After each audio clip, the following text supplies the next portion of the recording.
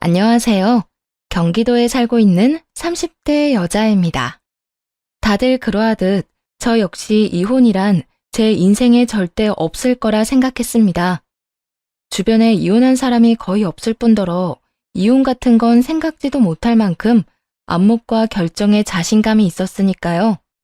하지만 속이고자 마음먹은 사람에게 당해낼 재간은 없었고 결국은 이혼까지 하게 되었습니다.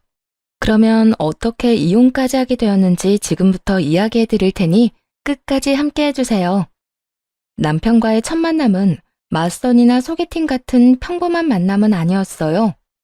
처음 만나게 된 건 자주 다니던 내과에서였는데 남편은 거기서 일하던 페이 닥터였어요. 환절기엔 비염을, 겨울엔 감기, 여름엔 냉방병을 달고 살다 보니 자연스럽게 내과에 가는 일이 많았고 어느 날부터 남편에게 연락이 오더라고요. 안녕하세요. 이러면 안 되는 것 아는데 제가 정말 이렇게까지 하지 않으면 너무 후회할 것 같아서 염치 불구하고 연락드렸어요. 다름이 아니라 너무 마음에 들어서 그러는데 밖에서 따로 차라도 한잔하면 안 될까요? 갑작스럽게 이런 연락드려서 죄송합니다. 너무 마음에 들어 염치 불구하고 했다는 연락, 그 연락이 너무나도 특별하게 느껴지더라고요. 이런 연락을 받게 된 저 역시 이걸 놓치면 후회할 것 같았고요. 그렇게 남편을 밖에서 따로 보게 되었고 그 만남을 시작으로 사적으로 만나는 사이가 되었죠. 자라는 내내 부족함 없이 자란 저와는 달리 남편은 힘들게 자란 듯 하더군요. 시골에 계시는 부모님, 그런 부모님의 뒷바라지로 힘들게 된 의사. 그런 남편이 학자금 대출을 다 갚고 이제서라도 부모님께 도움이 될 수 있어 참 기쁘다며 웃어 보이던 모습이 못낼 기억에 남았죠. 집안 차이는 컸지만 남편의 그 수도분하고 성실한 모습이 참 좋았습니다. 비록 지금은 가진 것이 없어 조금 힘이 들지라도 언젠가는 저 성실함으로 누구보다 앞선 생활을 할 수 있을 거란 확신이 있기도 했죠. 아니, 앞설 필요도 없이 저렇게만 살아준다면 제자리 걸음을 하더라도 한평생 믿고 살아도 되겠다 싶었어요. 이런 남편에 대한 확신에 결혼까지 마음먹게 되었고 제가 결혼 이야기를 꺼내자 남편은 처음엔 꺼려하더라고요. 이유는 집안 차이 때문이었어요. 아무래도 난 결혼은 시기상조인 것 같아. 어? 왜? 우리 나이도 있고 1년 넘게 만났으면 연애도 적당히 한 것 같은데 왜 시기상조라고 생각해? 잘 알잖아, 우리 집. 자기 집이랑 차이 크게 나는 거. 거기에다 나 아직 결혼할 준비도 안 돼 있어. 아니, 안 된 거 정도가 아니라 아예 아무것도 없어. 나는 이런데 자기는 뭐든 다 완벽하게 준비되어 있잖아. 괜히 나 같은 놈한테 시집 와서 자기 고생하는 거 싫어. 별 걱정을 다 한다. 나 자기한테 시집 가도 고생 안 하고 살 자신 있어. 그러니까 결혼까지 생각하는 거 아니겠어? 지금은 자기가 힘든 시간을 보내고 있을지는 몰라도 난 자기가 지금처럼 성실하고 욕심 없이만 살아가면 머지않아 빛 볼 날이 올 거라고 믿어. 그러니까 그 빛 함께 보자. 나도 자기가 빛나는 순간에 함께하고 싶어. 가족으로 말이야. 결혼을 꺼리는 남편의 모습에 더 확신했던 것 같아요. 혹시라도 딴 마음이 있는 사람이라면 어떻게 해서든 저와 결혼하려고 온갖 수를 다 썼을 텐데 남편은 그러지 않았으니까요. 그래서 남편을 여러 차례 설득했고 결혼까지 하게 되었죠. 결혼을 하고 나니 더 행복하더라고요. 무엇보다 시댁 식구들이 참 좋았어요. 시부모님들은 말 그대로 사람 좋다는 말이 절로 나오는 사람들이었는데 특히 시모는 싫은 소리 한 번 하지 못하는 사람이었고 저만 보면 우리 딸이라고 하며 챙겨주기 바빴습니다. 그것이 전부 정해진 각본에 짜여진 연기라는 것을 알게 된 건 결혼하고 난 후 정확히 1년이 지난 시점이었어요. 언제부턴가 남편이 개원 이야기를 꺼내기 시작하더라고요. 동기 중에 민철이 알지? 걔도 개원을 했다네. 그래서 하는 말인데 나도 이번엔 하고 싶어. 나도 당신 심정 이해하지. 그런데 여보, 우리 아직 개원은 무리야. 대출도 많이 받아야 할 테고 그러면 생활이 얼마나 부담스럽겠어. 그렇게까지 무리하면서 개헌하는 거 나는 반대야. 평소엔 이렇게 반대를 하면 남편도 제 뜻을 따라주곤 했는데 이날따라 언성까지 높이며 어린애처럼 막무가내로 우기기 시작하더라고요. 말 꺼낼 때마다 안 된다, 반대다. 그럼 나는 언제 개헌할 수 있는데? 다들 빚내서 개헌해. 당신 말대로 개헌하는데 돈이 적게 드는 것도 아니고 어떻게 가진 돈으로만 할 수가 있겠어? 그 정도는 다 감수하고 하는 거라고. 남들이 다 그렇게 한다고 우리까지 그렇게 해야 해? 지금 다니는 병원, 원장님도 괜찮고 페이도 괜찮다며. 그런 병원에서 좀 더 배우고 좀 더 일하다가 나와서 개원해도 충분하잖아. 다른 때는 안 그러더니 왜 이렇게 개원을 못해서 안달이야? 안달? 당신은 무슨 말을 그렇게 해? 그리고 나랑 친했던 동기들은 다 개원해서 떵떵거리면서 사는데 내가 마음이 안 조급하겠어? 이런 내 마음 당신이라도 좀 이해해주고 내가 힘들게 말 꺼내면 그래, 해보자고 좀 해주면 안 돼? 나도 그렇게 하고 싶지. 그런데 현실이 그렇게 호락호락하진 않은 거 잘 알잖아. 병원도 어떻게 보면 자영업인데 내가 가게 꾸리면서 힘들어하는 거 옆에서 다 봐놓고 꼭 지금 개원이 하고 싶어? 조금 더 금전적으로 여유가 있을 때 해야 당신도 마음에 여유가 있고 심적으로 여유가 있어야 환자들 돌볼 때 더 좋을 거 아니야. 무리해서 개원하면 마음은 조급한데 환자가 눈에 들어오겠냐고. 아, 됐어. 당신이랑 무슨 말을 해? 당신 진짜 실망이야. 난 어쨌든지 간에 이번엔 개원하고야 말 테니까 그런 줄 알아. 마음대로 해. 난 분명 안 된다고 했고 당신 개원하는데 절대 도와줄 생각도 없으니까. 정하고 싶으면 당신 힘으로 혼자서 해결해봐. 결국 남편과는 크게 싸우게 되었고 개원 문제는 속 시원하게 해결되지도 않은 채 대화를 마무리하게 되었어요. 내심 이렇게 말하기는 했지만 걱정은 되더라고요. 홧김에 사고를 치면 어쩌나 하는 걱정 말이에요. 이런저런 걱정과 우려의 한숨만 깊어지던 어느 날, 엄마에게서 전화가 왔어요. 남편이 집으로 찾아왔었다고요. 정서방, 어제 집에 왔다 갔어. 정서방이? 나한테는 그런 말 안 했는데? 왜 갔대? 요즘 정서방 개원하고 싶어 한다며? 찾아와서 좀 도와달라고 하더라. 좋은 병원 자리가 있는데 놓치고 싶지 않다고 한 번만 좀 도와달라고. 남편은 대출받아 개원하자니 그 금액이 부담스러웠는지 저희 부모님을 찾아가 돈을 부탁한 것이었어요. 엄마의 말을 듣는데 제가 다 부끄러워지며 화가 나더라고요. 아무리 개원이 하고 싶다고 해도 어떻게 저희 부모님을 찾아가서 저런 부탁을 할 수가 있는 건지 이해가 되지 않았어요.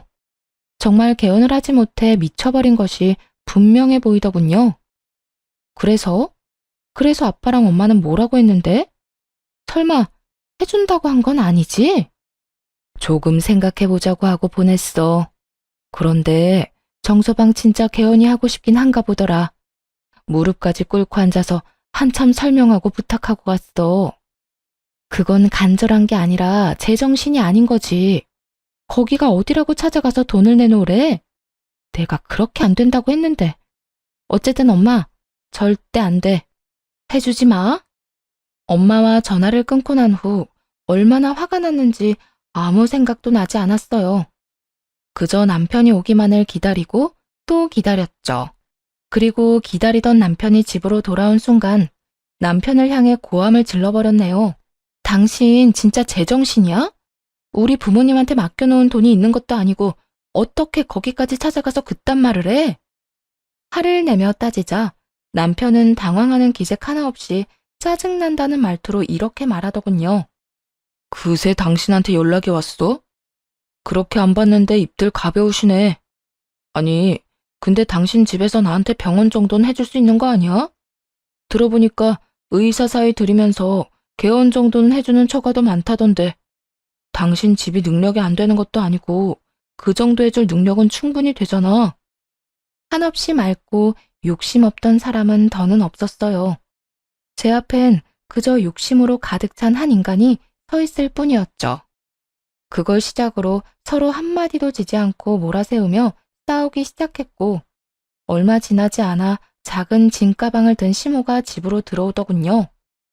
이야기 다 들었어. 아무래도 너희 크게 싸울 것 같아서 왔단다. 며칠 지내다 가도 되지? 내심 시모가 온 이유가 저를 지지해주기 위함이라고 생각했는데 그건 큰 착각이었더라고요. 시모는 자리에 앉기도 전에 남편과 똑같은 말을 하기 시작했거든요. 너 우리 아들 개원하려고 하는데 반대한다며? 들어보니 집에 돈도 많다는 애가 왜 이렇게 짜게 구니? 1년이나 살았으면 네 집 내 집 할 것 없이 가족 아니니? 우리 아들 기 그만 죽이고 네 친정에 말해서 빨리 개원해 주거라. 그제서야 깨달았어요. 이 모습들이 이 인간들의 참모습이라는 걸요. 그 사실을 깨닫자마자 더는 시모에게 친절하게 대할 필요가 없다고 생각했어요. 이 말도 안 되는 요구를 딱 잘라야겠다고도 생각했죠. 저희 부모님 돈이 제 돈도 아니고 전 부모님 돈으로 개원 같은 거 해줄 생각 전혀 없어요. 그러니까 더는 이런 말도 안 되는 소리 하지 마세요. 당신도 마찬가지야. 어머님 불러서 쪽수로 밀어붙이면 뭐 어떻게 될 거라 생각한 모양인데 난 절대 부모님한테까지 손 벌릴 생각 없어. 정하고 싶으면 대출을 받아서 혼자 감당하든지 감당할 자신이 없으면 내 말대로 좀 더 기다렸다가 개원해. 알겠어? 너 평소에도 이런 식으로 우리 아들 기죽였니? 어떻게 시어머니가 코앞에 앉아 있는데 남편한테 감히 그런 식으로 말할 수가 있어? 내가 평소에 예쁘다 예쁘다 해주니까 눈에 뵈는 게 없어? 어디서 돈 좀 있다고 내 귀한 의사 아들 기를 죽여? 반말 말고 당장 개원이나 해줘. 전 분명 못한다고 했어요. 당신 내 앞에서 부모님 이야기 한 번만 더 꺼내봐. 나 진짜 가만 안 있어. 그렇게 딱 잘라 안 된다고 해버리고 방으로 들어와 버렸어요. 차라리 그때 딱 자르고 이혼을 했어야 했는데 그놈의 사랑이 뭔지 그 꼴을 보면서도 마음속 깊이 남편을 사랑하는 마음만큼은 버려지지 않더라고요. 그리고 그 개원 요구도 다 한때라고 생각하며 버티면 이 순간도 지나가겠지 하고 생각했던 것 같아요. 하지만 이런 제 생각과는 달리 남편과 시모의 병원에 대한 닥달은 끊이지 않고 계속되더군요. 그리고 결국엔 부모님께서 도움을 주셨단 이야기가 들려왔어요. 네, 이번엔 시모와 함께 친정에 찾아갔다고 하더군요. 친정에 찾아간 시모는 요즘 저희 집에 지내며 저에게 아무리 말해도 통하지가 않아서 직접 찾아왔다며 여유도 있는데 좀 도와달라고 했다더군요. 부모님은 제가 괴로운 시간을 보내고 있단 걸 알고 개원을 해주기로 한 것이었고요. 엄마, 그렇다고 해달라는 대로 해주면 어떡해. 적어도 나한테 말이라도 했어야지. 죽을 때 돈 싸가지고 가는 것도 아니라고 생각하니까 그렇게 큰 돈도 아니었어. 그리고 우리 돈 들어간 건 우리 명의로 다 계약했어. 딸, 얼마나 자기 병원이 가지고 싶었으면 저러겠어. 너 정서방이랑 이혼할 수 있어? 그것도 아니잖아. 그러면 그냥 앞으로 열심히 해봐라 하고 별말 하지 마. 우리도 처음엔 사돈까지 끌고 와서 그러는 꼴이 괘씸해서 해주기 싫었는데 생각해보니까 너만 괴롭힘 당하는 것도 싫고 정서방도 다 너랑 잘 먹고 잘 살고 싶어서 저러는 건데 무심한 건가 싶기도 했어. 그러니까 너도 너무 나무라지 마.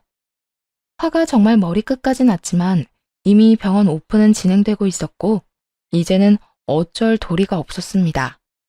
엄마 말대로 이왕 이렇게 된 거 잘해보라는 말을 해줄 뿐이었죠. 아, 이왕 이렇게 된 거 잘해봐. 열심히. 여보, 고마워. 난 당신이 끝까지 화만 낼 줄 알았는데. 톡은 부글부글 끓고 있거든. 그런데 벌써 사고는 다치고 돈은 돈대로 다 썼는데 이제 와서 화내봤자 뭐해. 서로 속만 상하지. 우리 진짜 열심히 행복하게 살자. 그게 부모님께 보답하는 길이야. 알겠지? 응, 나 진짜 열심히 해서 당신 행복하게 해줄게. 당신 웃고만 살게 해줄 거야. 아가, 고맙구나 고마워. 네 덕에 우리 아들이 원장님 소리를 다 듣겠어. 내가 이 은혜 잊지 않으마. 저를 끌어안고 좋아하는 남편과 다시 제가 알던 천사 같은 모습으로 돌아온 시모. 두 사람은 다시 원래 알던 익숙한 모습으로 돌아왔지만 제 마음은 그렇지 않더라고요. 처음으로 돌아가기엔 이미 너무 많은 것을 깨달은 것이었어요. 하지만 그렇다고 이혼까지 생각한 건 아니었어요. 그냥 조금 복잡한 심경에 가까웠어요. 이건 아니다 싶으면서도 그래도 평소대로 돌아와서 다행이다. 이 두 가지 마음이 머릿속에서 때로, 아니 자주 충돌을 일으키곤 했습니다. 그렇게 2년이 지났어요. 병원은 자리 잡았고 혼란스럽고 미웠던 감정은 많이 사라진 후였어요. 남편과는 다시 사이가 좋아졌고 그 어느 때보다 화목한 나날들을 보내고 있었어요. 여보, 이번 주 주말에 시간 돼? 이번에 주말 알바 새로 뽑아서 시간 괜찮아. 왜? 우리 여행이나 가자고. 1박 2일. 생각해보니까 우리 결혼하고 제대로 된 여행도 못 다니고 너무 바쁘게만 살았던 것 같아서.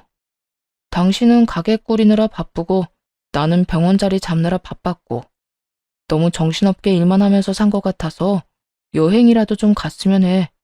가서 좀 쉬다 오자. 그래, 알겠어.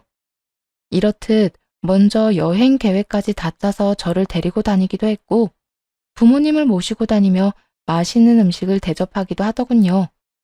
당시 전 작은 가게를 하고 있었는데 남편 병원이 일찍 끝나는 날이면 가게로 찾아와 함께 문을 닫아주기도 했고요. 요즘 같은 날만 계속되면 여한이 없을 거라 생각했는데 사건은 꼭 그럴 때 일어나더군요.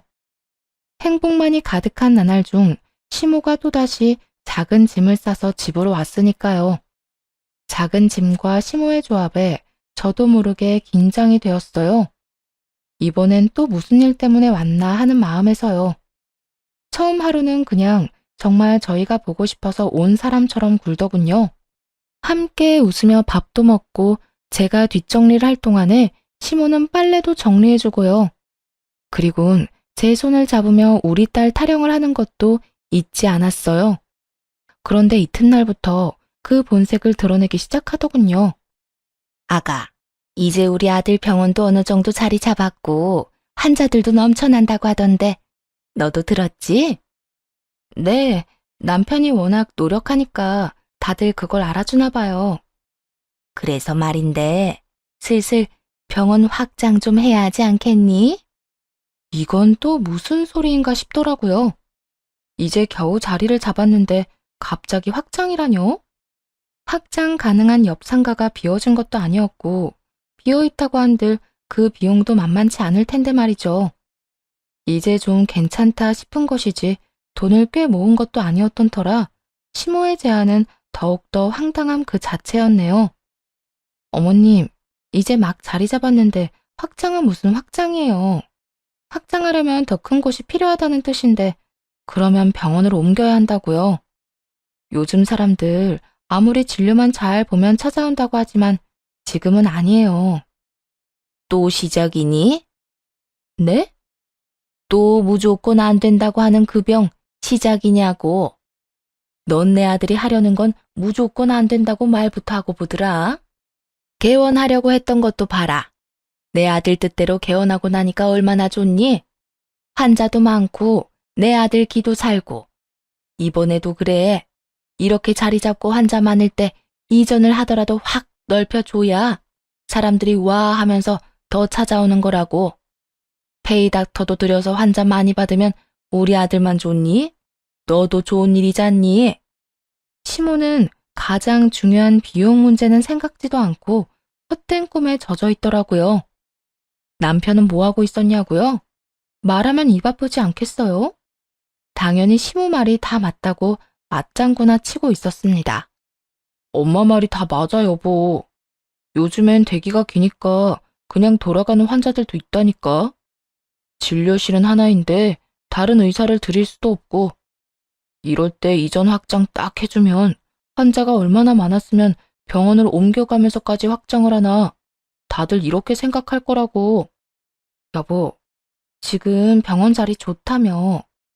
주변에 내과도 없고 아파트 단지도 많아서 딱이라고 우겨서 개원한 병원이 거기야. 그런데 다른 곳으로 옮기면 그만큼 환자가 있을 것 같아? 당신이 나가고 나면 그 자리에 다른 병원이 들어오겠지. 그러면 사람들이 그 병원으로 가지 당신 병원까지 찾아올 것 같아? 굳이? 나는 절대 아니라고 보는데. 괜히 무리해서 옮겨서 피 보지 말고 지금 잘 되는 데서 해, 그냥. 당신은 다른 건 다 괜찮은데 이럴 때 보면 꼭 나 잘 되는 거 싫어서 방해하는 사람 같아. 내가 병원 열면서 잘 되고 당신한테 소홀했어? 아니잖아. 더 당신한테 잘하고 우리 관계 더 좋아졌잖아. 이번에도 그래. 병원 옮겨서 나도 더 여유로워지고 당신하고 더 행복하게 살고 싶어서 이러는 건데 당신은 왜 안 된다고만 해? 그럴만 하니까 안 된다고 하는 거야. 그리고 비용 문제는 어떻게 할 건데? 더 넓은 데로 옮겨갈 만큼 돈은 있어? 아니, 애초에 지금 병원도 당신 명의 아닌 건 알고 있지? 지금도 이런 상황인데 어떻게 옮기겠단 거야? 그거야, 당연히 당신 집에서 도와줘야지. 한 번이 어렵지. 이번엔 장인어른 장모님도 쉽게 도와주실걸? 2년 전과 하나도 달라지지 않은 상황. 정말이지 지긋지긋하더라고요. 더는 말해봤자 통하지 않는다는 걸 과거 일을 통해 깨우쳤기에 절대 안 된다는 말을 남기고 방으로 들어가 버렸네요. 그리고 다음 날부터 친정에 가서 시간을 보내기 시작했죠. 두 사람의 패턴이라면 이제 친정으로 찾아와 난동을 부릴 타이밍이었으니까요. 이틀 뒤 예상대로 심오한 남편은 친정으로 찾아왔고 전 방에 숨어 두 사람이 도대체 뭐라고 하나 엿듣고 있었어요. 두 사람은 제가 다 듣고 있다는 건 꿈에도 모른 채 이야기를 꺼내기 시작했죠. 사돈, 또 이런 일로 찾아뵙게 돼서 죄송합니다만 이번엔 병원 이전 확장을 좀 해주셨으면 합니다. 네? 지금 병원 자리 좋다고 들었는데 갑자기 무슨 이전입니까? 그게 병원이 너무 좁고 저희 아들 혼자 그 많은 환자를 보려니 한계가 있다고 하더군요. 그래서 이참에 넓은 곳으로 옮기면서 의사 한 명 더 고용하면 좋을 것 같아서요. 저번에도 도움 주셔서 제 며느리가 아주 행복하게 잘 지내고 있어요. 이번에도 도움을 주시면 다른 누구보다 제 며느리가 참 행복할 것 같은데요. 아니 사돈, 해도 정말 너무하시네요. 저희가 무슨 은행도 아니고 이미 크게 도와드렸는데 또 도와달라니. 이건 너무 도둑놈 심보 아닙니까? 저희도 이제 그만한 돈 없습니다. 그리고 저번에 오셨을 때 뭐라고 하셨어요? 처음이자 마지막이라고 하지 않으셨나요? 그런데 지금 와서 뭐요? 내 딸 행복이란 말을 들먹이고 싶어요. 저흰 이제 도와줄 돈도 마음도 없으니 그냥 돌아가세요. 사돈이야말로 너무하시네요. 돈이 없는 집안이야 그렇다 치지만 돈이 없는 집안이 아니지 않습니까? 그런 집에서 돈 좀 더 마련하는 게 힘든 일도 아닐 텐데 어찌 이렇게 무자르듯 딱 잘라 안 된다고 하세요? 정 없으면 이 집이라도 담보대출 받아서 도와주시면 되시잖아요. 다른 것도 다 화가 났지만 부모님이 한평생 사신 집을 거들먹거리는 시모의 말을 듣는데 더는 참을 수가 없더라고요. 바로 문을 열고 나가 고함을 질렀어요. 그만하세요. 이 집이 어머님 집이에요? 아니면 이 집 살 때 돈 한 푼 보탠 적 있어요? 어디 감히 함부로 이 집을 입에 올려요? 감히? 너야말로 감히 이 시어미한테 말버릇이 그게 뭐니? 그리고 너 언제부터 거기 있었니? 설마 우리 올까봐 여기서 기다리고 있었니? 이렇게 파투 내려고? 네, 분명 여기 와서 이럴 것 같아서 계속 기다리고 있었어요. 그런데 정말 왔네요? 설마 했는데 진짜 오는 거 보고 얼마나 황당했는데요. 제가 이 자리에서 확실하게 말할게요. 더는 저희 부모님 주머니에서 돈 나오는 일 없어요. 그러니까 그런 줄 알고 돌아가세요. 당신 얼른 어머님 모시고 가. 가서 어머님 짐 가지고 집에 데려다 주고 와. 단호한 저의 태도에 이번엔 남편이 나서더군요. 여보, 그러지 말고 한 번만 더 도와줘. 응? 당신이 허락하면 장인어른 장모님도 도와주실 거 아니야. 내 말 못 들었어? 안 된다고 했지? 왜 안 되는데? 나 정말 잘할 자신 있다니까. 안 되는 이유는 충분히 많이 설명했어. 더는 말할 힘도 없으니까 잘 떠올려 봐. 한 번만 더 여기 찾아와서 이상한 말 하잖아? 그러면 나 당신이랑 이혼할 거니까 그런 줄 알아. 여보. 그래. 내가 당신 여보라고. 그 여보 소리 계속하고 싶으면 그 헛된 꿈 버려. 어머님 데리고 나가라는 말 못 들었어? 당장 나가. 그렇게 이혼까지 입에 올리며 남편에게 당장 나가라고 했고, 남편은 그제야 제 화를 체감했는지 허겁지겁 시모를 데리고 나가더군요. 두 사람이 나가고 난 후 부모님께 얼마나 죄송한지 눈물이 다 나더라고요. 이런 꼴이나 보이려고 그 큰 도움을 받은 것이 아니었는데 하는 생각에 말이에요. 아빠, 엄마, 미안해. 내가 진짜 면목이 없다. 잘 사는 모습 보여줘도 모자랄 판국에 매번 이런 모습이나 보이고. 딸, 우리는 괜찮아. 우리는 도리어 네가 속 시원하게 할 말 다 하고 사는 것 같아서 안심되던데. 한편으론 통쾌하기도 하고 말이야. 그래, 엄마 말이 맞다. 사돈 성격이 보통이 아니어서 네가 기죽어 살면 어쩌나 했는데 그건 아닌 것 같아서 다행이다. 우리 걱정은 하지 말고 너 하고 싶은 대로 하고 살아. 그렇게 말해줘서 감사해요. 그런데 아빠, 엄마, 이번엔 절대 도와주면 안 돼.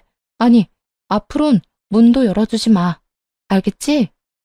나 이혼하는 한이 있어도 더는 이런 식으로 안 살 거야. 그래, 알겠어. 우린 네가 뭘 어떻게 한다고 해도 네 편이니까 네가 하라는 대로 할게. 걱정하지 마. 그렇게 두 분의 다짐을 받아내고 집으로 돌아갔더니 시모도 시모의 짐도 없더라고요. 물론 남편도 없었어요. 조용한 집에서 혼자 참 많은 생각을 했던 것 같아요. 그중 가장 큰 생각은 아직까지 내가 남편을 사랑하나였어요. 오랜 시간 생각해보니 더는 사랑이란 감정은 남아있지 않는 듯 했고요. 이혼할 준비가 드디어 된 것이었죠. 그렇게 마음속으로 이혼에 대한 충분한 생각을 하고 있는 동안 두 사람이 지나치게 조용하더라고요. 아무리 이혼으로 입막음을 했다고 한들 여태 경험해본 바론 원하는 걸 얻을 때까지 난리를 피워야 하는데 두 사람은 조용해도 너무 조용했어요. 심지어 다시 작은 짐을 싸들고 집으로 왔는데도 불구하고 말이죠. 시모는 저에게 당한 망신을 시집살이로 풀어내기로 작정한 듯 온갖 트집을 잡을지언정 절대 병원 이야기만큼은 입 밖으로 꺼내지 않더라고요. 그저 상대하기도 귀찮은 트집만이 계속될 뿐이었어요. 너 빨래를 도대체 어떻게 하길래 이렇게 냄새가 나는 거니? 그거 섬유유연제 냄새예요. 저도 그 냄새 싫어하는데 어머님 아들이 그 냄새 아니면 싫다고 해서 쓰는 거니 정 거슬리면 어머님 아들한테 말하세요. 이런 시비라든지요. 음식간이 영 엉망이구나. 오늘은 가게 가지 말고 나한테 음식간 맞추는 거나 좀 배우거라. 기억 안 나세요? 이거 그저께 어머님이 만든 반찬이잖아요. 그리고 어머님, 이 음식 간 제 입맛에도 안 맞아요. 오늘은 어디 가지 마시고 유튜브 같은 거 보시면서 음식 간 하는 거 좀 연습하세요. 이런 시비를 거는 등 본전도 못 찾을 시비들을 걸어댔습니다. 하지만 한마디도 지지 않고 대꾸를 해주니 저보다 시모의 약이 오르기 일쑤였고 그럴 때마다 속이 다 시원해지더군요. 그렇게 속은 시원하긴 하지만 괜한 불안감을 느끼던 어느 날 친구에게서 연락이 왔어요. 제 남편과 시모를 봤다면서요. 나 방금 네 남편이랑 네 시어머니 봤어. 그래? 어디서? 여기 병원 많은 사거리 있잖아. 거기 공실난 건물에서 나오던데. 그런데 두 사람 유명한 여자랑 같이 있더라고. 그 외 내가 말한 적 있잖아. 우리보다 몇 살 안 많은데 완전 부자라던 그 이혼녀. 들은 적 있는 여자였어요. 몇 해 전 이혼한 여자로 위자료로 받은 돈도 있긴 하지만 워낙 친정도 잘 살고 투자 감각도 남달라서 갖고 있는 건물이 한두 채가 아니라고 친구가 말했던 여자거든요. 그런데 그 여자와 함께 있다니 아무래도 이상하더라고요. 기억나. 분위기는 어땠어? 화기애애하던데? 모르는 사람이 보면 아들 며느리 데리고 병원 자리 보러 온 분위기더라니까. 그 여자 네 시어머니한테 꼬박꼬박 어머님 어머님 하면서 팔짱까지 끼고 다니더라니까. 아무래도 이상하니까 좀 알아봐. 그날 밤 전 남편의 휴대전화를 살펴봤습니다. 다행히 저와 연애할 때부터 해놓았던 그 패턴 그대로이더군요. 이런저런 대화들을 살펴보는데 단연 눈에 띄는 대화가 있었어요. 바로 친구가 봤다는 그 여자와의 대화였어요. 남편은 그 여자에게 자신이 이혼했다고 속였더라고요. 그 내용이 얼마나 기가 막히는지 말문이 턱 하고 막히더군요. 상훈 씨는 재혼 생각은 있으신 거예요? 저도 그렇고 주변에 보면 상대방 외도로 인해서 이혼하고 나면 다른 사람을 못 믿겠다고 재혼 생각도 없다고들 하던데. 저도 처음엔 그랬어요. 그래서 이혼하고 다른 사람 만난 적도 없고요. 그런데 희연 씨 만나고 난 후에 그 생각이 바뀌었어요. 희연 씨라면 과거 아픔을 털어버리고 다시 시작할 수 있을 것 같아요. 희연 씨는 어때요? 저도 상훈 씨라면 용기 낼 수 있을 것 같아요. 말했다시피 전 남편 외도 때문에 상처가 커서 남자는 아예 만나지도 않았거든요. 그런데 상훈 씨라면 믿을 수 있을 것 같아요. 어머님도 너무 좋으시고요. 저를 무슨 불륜이나 저지른 전부인으로 만들었더라고요. 심지어 이혼도 하지 않았는데 말이죠. 더 기가 막힌 게 무엇인지 아세요? 두 사람이 처음 만난 장소, 남편이 이 여자에게 접근한 멘트예요. 네, 그래요. 두 사람이 처음 만난 장소는 남편의 병원으로 남편이 이 여자에게 처음 보낸 메시지의 내용은 저 때와 완전 똑같더라고요. 그 순간 온몸에 소름이 돋으면서 이상한 생각이 스쳐 지나갔어요. 전 바로 남편이 저장한 연락처들을 살펴봤고 그곳엔 이름과 함께 메모가 되어 있었어요. 메모의 내용은 여자들이 사는 아파트명과 차량명이었고요. 환자 정보를 통해 알아낸 주소로 좋은 아파트를 골라낸 후 연락을 해 만난 여자들의 차량을 기억하기 쉽게끔 연락처 저장하는 곳에 따로 메모해 둔 것이었죠. 저 역시 그런 여자 중 하나였고 말이에요. 당시 부모님 집에 살던 제가 남편에게 걸린 것이고 실제로 만난 여자 중에 제가 남편의 기준에 제일 적합했던 것이었습니다. 그래서 제 앞에서는 욕심이란 전혀 없고 수더분한 모습으로 일관하며 이렇게 결혼까지 한 것이었죠. 그런데 막상 결혼하고 나니 제가 남편의 뜻대로 남편에게 투자를 해주지 않았고 매번 뭔가 하려고 할 때마다 시비를 걸고 나서니 딴 여자를 찾아 헤맸던 것이었고요. 그렇게 해서 걸린 사람이 이 여자였고 말이죠. 아무래도 더 큰 계획이 있는 것 같아 다시 두 사람의 대화를 살펴보았어요. 아니나 다를까 병원 이야기가 오가고 있더라고요. 상훈 씨, 오늘 보고 온 병원 자리는 어때요? 평수도 적당하고 위치적으로도 딱인 것 같던데. 어머니도 거기가 제일 좋다고 하시긴 했는데 아무래도 다 마음에 드니 가격이 좀 부담스럽긴 하더라고요. 지금 있는 병원 처분해도 많이 모자라서요. 돈은 걱정하지 말아요. 어차피 우리 결혼하면 그 돈이 그 돈인데 투자한다고 생각하죠 뭐. 부부 사이에 돈 떼먹을 것도 아니잖아요. 정말이요? 하지만 너무 큰 금액인데 너무 염치가 없어서요. 그렇게 말하면 나 섭섭해요. 상훈 씨 병원 정리되는 대로 나한테 갚아주고 그 뒤론 병원 수익에서 이자까지 챙겨서 다 가지고 갈 거니까 그런 말 하지 말고 병원만 생각해요. 고마워요 정말. 내가 앞으로 정말 잘할게요. 후회하지 않게. 어떤 면에선 참 한결같은 남편의 모습이었어요. 이래서 작정하고 속이려고 들면 속지 않을 방도가 없다고 하나 봐요. 저나 이 여자나 남편과 시모가 짜고 치는 판에 놀아난 불쌍한 희생양이었죠. 모든 것을 다 살펴본 전 여자의 번호를 따로 저장했어요. 그리고 다음날 바로 그 여자를 만났네요. 처음에는 제 말을 믿지 못하던 여자도 보는 앞에서 남편과 통화를 하는 모습까지 보여주자 그제야 저를 믿더라고요. 그러니까 성훈 씨가 이혼한 게 아니라 지금 외도를 저지르고 있단 말이네요? 그것도 저랑? 네, 맞아요. 아직 그 남자 저랑 호적 정리는커녕 이혼 이야기도 나오지 않았어요.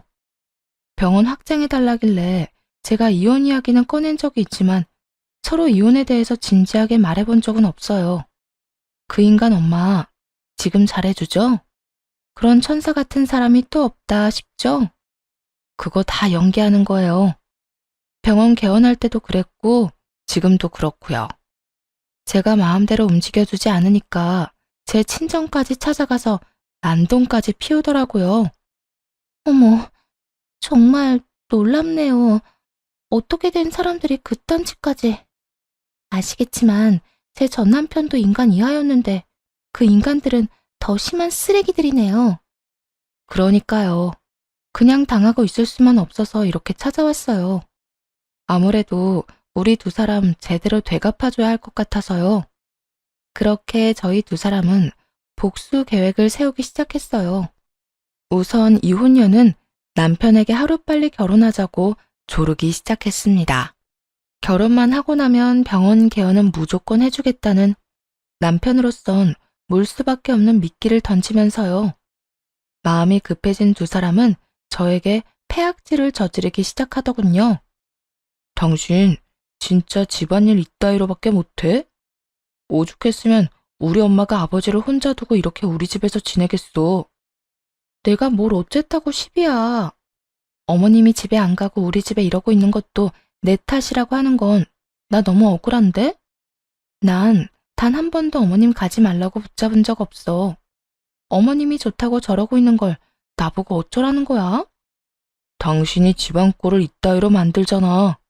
옷은 아무데나 던져져 있고 설거지도 쌓여 있고 말이야. 치매니?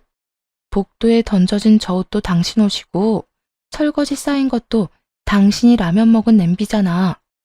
어지른 건 당신인데 왜 애먼 사람한테 시비 걸어?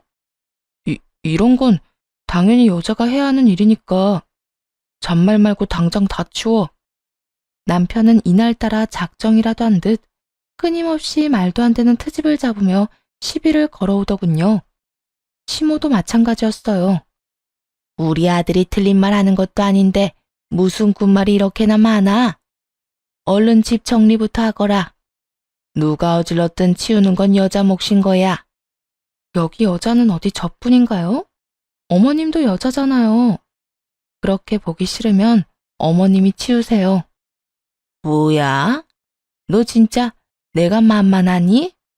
어디 시어머니한테 그딴 말을 해? 할만하니까 하는 거 아니겠어요? 허락도 없이 저희 집에서 먹고 살면서 온갖 트집이란 트집은 다 잡고 입장 바꿔서 생각해 보세요. 어머님 같으면 제 눈에 어머님이 곱게 보이겠어요? 거기에다 어머님 아들이 하는 꼴 좀 보세요. 당장 이 집에서 두 사람 내쫓지 않는 것만 해도 다행이라고 생각하세요. 뭐야? 이젠 아주 집까진 유세까지 부리는구나. 내가 이딴 꼴이나 보려고 이날 이때껏 살았어. 이딴 꼴까지 보기 싫으면 아버님이 기다리고 있는 어머님 집으로 가세요. 그러면 다 해결되는데 무슨 부귀영화를 누리겠다고 여기서 이러고 계세요? 시모는 뒷덜미를 잡고 넘어가기 직전이었고 남편은 크게 화를 내기 시작했어요. 겉으론 기분 나쁜 척을 했지만 분위기를 극한까지 몰고 가는 두 사람을 보며 속으론 오늘이구나 하는 생각으로 신나게 그 장단에 맞춰주었죠. 당신 진짜 미쳤어? 엄마한테 그게 무슨 말버릇이야? 당장 사과해. 당장 우리 엄마한테 잘못했다고 싹싹 빌란 말이야. 내가 왜? 난 잘못한 거 없는데? 당신도 처음부터 다 지켜봤으니까 알 거 아니야. 시비는 내가 아니라 어머님이 먼저 걸었어. 그러니까 내가 사과해야 할 이유 따윈 없다고. 뭐? 당신 말 다 했어? 아, 난 당신 같은 여자랑 더는 못 살겠다. 우리 이혼하자, 당장. 뭐? 지금 뭐라고 했어? 이혼? 당신 후회 안 해? 후회는 무슨? 절대 후회 같은 거 안 하니까 당장 이혼해. 그래, 좋아. 하자, 이혼. 단, 당신은 나와 이혼하는 그 순간 결혼하던 그때처럼 몸만 나가야 할 거야. 집은 물론이고 병원까지 손끝 하나 건드리지 말고 몸만 딱 나가.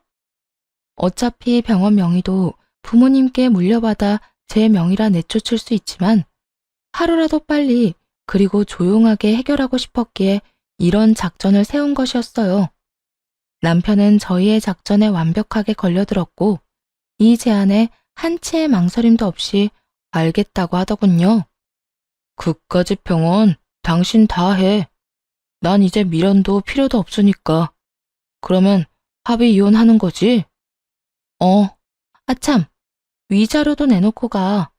당신이랑 당신 엄마랑 나한테 한 짓이 있는데 위자료 안 주면 나 억울해서 이혼 못하지. 뭐? 위자료? 꼭 그 푼돈까지 받아내야겠어?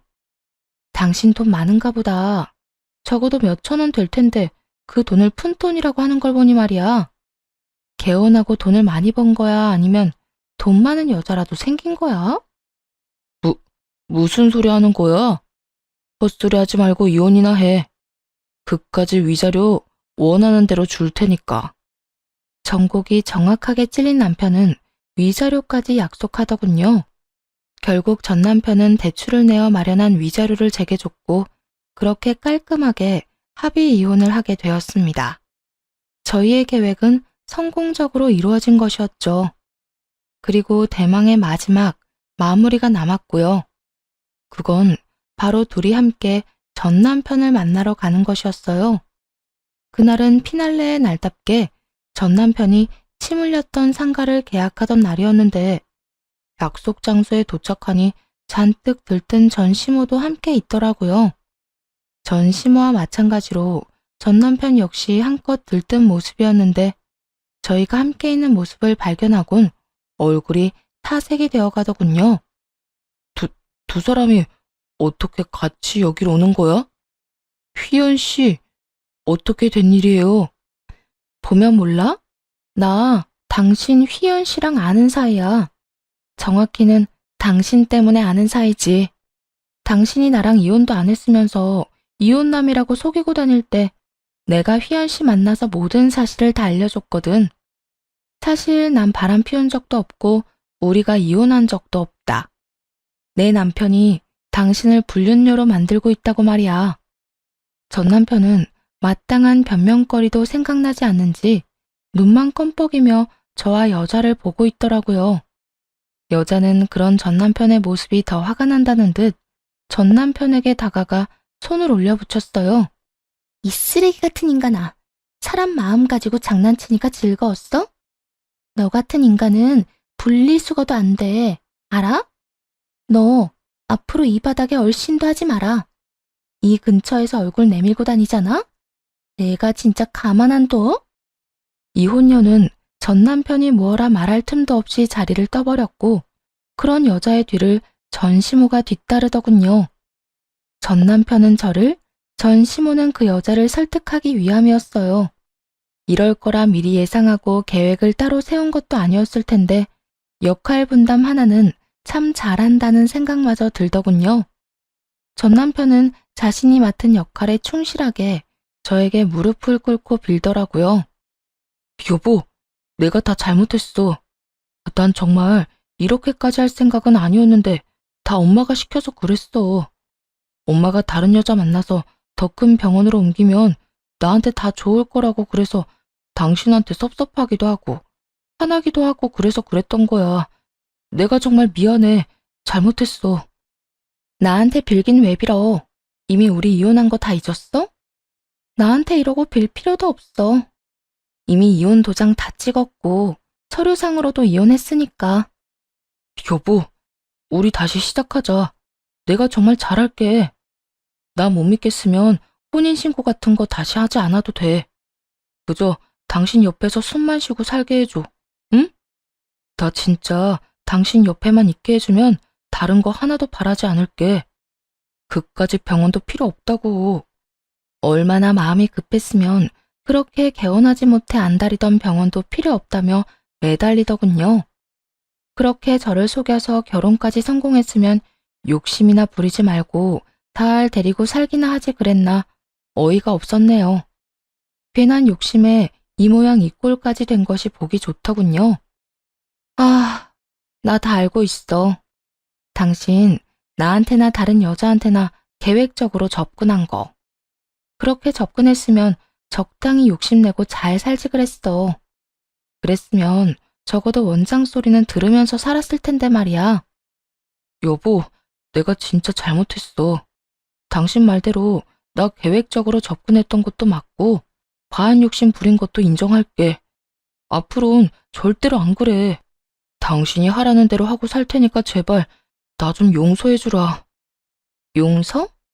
내가 당신이 이렇게 빈다고 용서 같은 걸 할 거였으면 애초에 이런 일까지 벌이진 않았어. 난 당신 절대로 용서할 생각 없고 두 번 다시 당신 보고 싶지도 않아. 그러니까 구질구질하게 이러지 말고 앞으로 어떻게 살지 그 계획이나 세워. 또 다른 여자 속일 생각은 하지도 말고 말이야.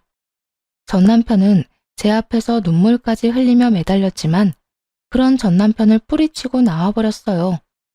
밖으로 나오니 그 어미의 그 아들이라고 시모도 그 여자 앞에 무릎을 꿇고 빌고 있더라고요. 기현아, 그러지 말고 다시 한 번만 생각해 주려무나. 우리 아들이 거짓말한 건 맞지만 정말 이혼하려고 했었어. 지금은 완전히 이혼했고 말이야. 그러니까 지금은 우리 아들 이혼난 맞단다. 이혼해서 서로 힘든 사이끼리 의지하면서 살며 서로서로 좋지 않니? 응? 전 의지할 사람 없어도 충분히 행복해요. 의지할 사람이 없으면 쫄딱 망하는 그쪽이랑 그쪽 아들과는 달리 말이죠. 그리고 제발 부탁인데 붙잡은 제 바지가랑이 좀 놔주실래요? 제가 아끼는 바지인데 그렇게 붙잡고 있으면 오염되어서 그냥 버려야 한다고요. 그래.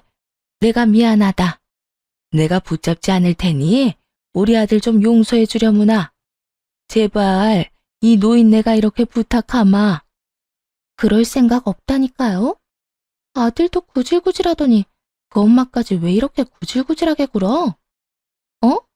동생, 끝났어? 가자 이만. 저를 발견한 여자는 환하게 웃으며 전 시무를 뿌리치곤 저에게 다가오더군요. 저 역시 그런 여자를 향해 환히 웃어주었고요. 그렇게 저흰 성공적인 복수를 마치고 그곳을 벗어났습니다. 그 후 들려오는 소식으로는 전 남편이 진 막대한 빚 때문에 시골에 하나 남은 전시댁집까지 처분해서 빚을 갚았지만 그걸로도 다 갚을 순 없었다고 하더군요. 덕분에 전 시부모들은 과수원과 농사일 가리지 않고 알바를 한다고 하고요. 전 남편 역시 상태가 좋진 않았어요. 병원을 꾸리며 제약회사를 상대로 갑질을 얼마나 한 것인지 이혼을 한 후 그 모든 것을 다 폭로당해 업계 매장을 당했다고 전해 들었어요. 그렇게 무시하던 페이닥터 일도 못하게 된 것이었죠. 전 아주 잘 지내고 있습니다. 전 남편 덕분에 알게 된 건물주 여자와는 둘도 없는 언니 동생 사이가 되어 거의 날마다 보며 지내고 있어요. 언니 덕에 전 병원도 잘 처분하게 되었고 그 돈은 다시 부모님에게 돌려드렸고요. 그것뿐만이 아니었어요. 언니는 제 덕에 인간 쓰레기 잘 피해갔다며 가지고 있는 건물 중 가장 좋은 자리의 상가를 시세의 절반 가격으로 임대해줬거든요. 그 덕에 더 좋은 자리에서 새 출발하게 되었습니다. 지금은 직원도 많이 뽑게 되었고 완전 자리를 잡아 2호점도 준비 중이에요. 2호점도 언니의 상가에서 열게 될 것 같은데 그땐 무슨 수를 써서라도 시세보다 높은 가격에 들어가려고요. 들어보면 아시다시피 한동안은 일에만 집중하고 싶어 그렇게 살고 있는 중이에요. 고단하긴 하지만 하루가 끝나는 밤이 되면 오늘 하루도 참 열심히 행복하게 살았단 생각이 들며 그 생각에서 오는 만족감이 꽤 높은 편이거든요. 이렇게 제 이야기도 끝이 났네요. 긴 이야기 들어주신 모든 분 행복하세요.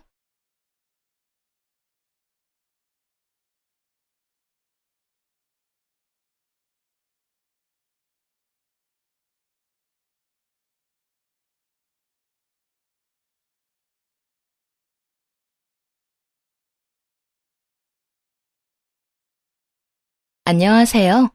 바람난 남편 속 시원하게 치워버리고 행복하게 아주 잘 살고 있는 40대 여자입니다. 40도 되지 않은 나이 30대. 새롭게 시작하기엔 늦어버린 것 같지만 새로운 삶을 되찾기엔 충분했던 30대 중반에 이혼을 하게 되었네요. 남편의 외도를 알고 이혼을 그 자리에서 바로 결정하긴 했지만 막상 이혼이 코앞에 다가왔을 땐 막막하기도 하고 겁도 나더군요. 하지만 지금은 살면서 가장 행복한 때를 보내고 있다고 자부할 만큼 행복으로 가득 찬 하루하루를 보내고 있습니다. 지금과는 달리 충격으로 가득했던 이야기 한번 들어보실래요? 지금은 전 남편이 되어버린 남편과 처음 만난 것은 대학교 때였어요. 저와 남편은 같은 동아리에서 활동을 하고 있었는데 신입생이었던 저를 남편이 먼저 좋아했었죠. 진중하고 과묵한 남자가 좋다며 쫓아다니니 그거 참 매력이 색다르더라고요. 한결같이 저를 좋아해주는 남편의 모습에 저 역시 마음을 빼앗겼고 10년이란 긴 연애 끝에 결혼까지 하게 되었습니다. 결혼을 하며 새롭게 가족이 된 시댁은 솔직히 좀 별로였습니다. 가진 것이 없는 시댁이었는데 물론 가난이 별로라는 것은 아니었습니다. 제가 별로라고 생각했던 건 허세였어요.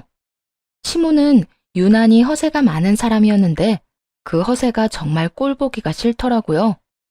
어느 날은 길거리에서나 산 브로치를 하고 와서는 자랑을 하는데 차마 보고 있기 민망할 정도였어요. 길거리에서 사는 브로치라 그러는 것이 아니에요. 문제는 그 허세에 있었죠. 어머니, 브로치 너무 예쁘네요. 지금 옷에도 딱 어울려요. 그래?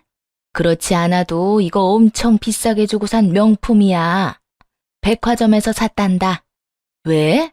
갖고 싶니? 너 줄까? 아니요. 전 브로치 잘 안 하는걸요. 어머님께 잘 어울리니까 어머님 하세요.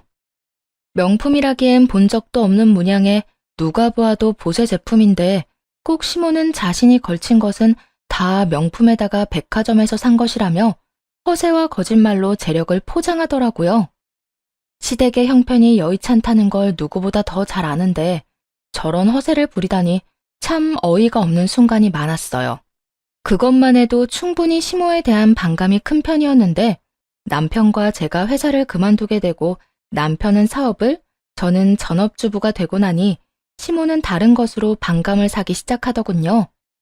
우리 아들 정말 대단하지 않니?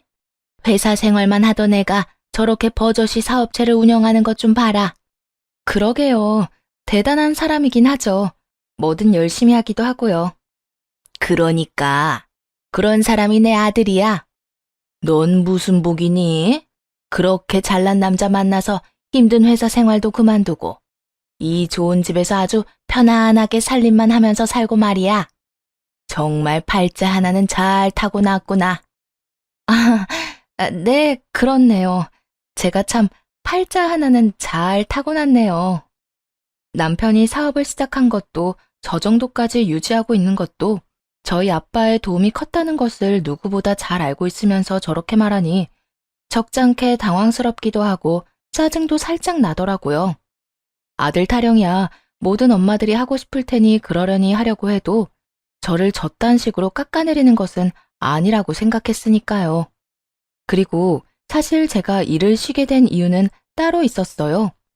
회사를 다니며 임신을 했었는데 그것이 무리가 되었는지 유산을 했거든요. 유산을 하며 우울증이 왔고 사람들을 많이 만나야 하는 회사 생활이 큰 스트레스로 다가왔어요.